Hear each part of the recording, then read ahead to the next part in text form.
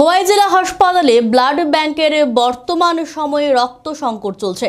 এই রক্ত সংকট মোচনের লক্ষ্যে Indian red cross society Khowai জেলা কমিটি কিছুটা রক্ত সংকট মোচনের লক্ষ্যে এগিয়ে আসতে দেখা যায়। বৃহস্পতিবার খোয়াই গনকি কথাকলি কমিউনিটি হলে আয়োজিত হয় রেড ক্রস সোসাইটির উদ্যোগে স্বেচ্ছায় রক্তদান শিবির। এই রক্তদান কর্মসূচি সূচনা করেন বিশিষ্ট সমাজসেবী অনুকূল দাস। তাছাড়া উপস্থিত ছিলেন SC welfare Khowai sub committee chairman Samir Kumar Das, red cross সোসাইটির চেয়ারম্যান হরি শঙ্কর পাল সহ অন্যান্যরা।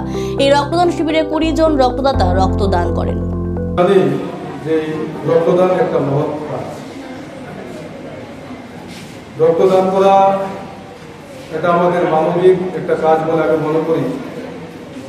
রক্তদান করার মাধ্যমে আমরা একজন মানুষের জীবন বাঁচাতে আমরা সাহায্য করি। রক্তদান করার মধ্য দিয়ে রক্তদান আমরা যেমন করে একজন মানুষকে জীবন বাঁচাই এবং একজন মানুষের জীবন বাঁচাতে সহযোগিতা করি, ঠিক আরেকদিকে আমরা যারা রক্তদান করি আমাদেরও কিছু উপকারিতা।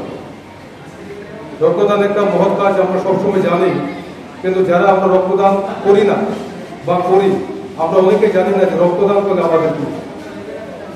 আমরা প্রতি বছর 3 বার আমরা রক্তদান করতে পারি, যে কোনো মানুষ রক্তদান করতে পারে।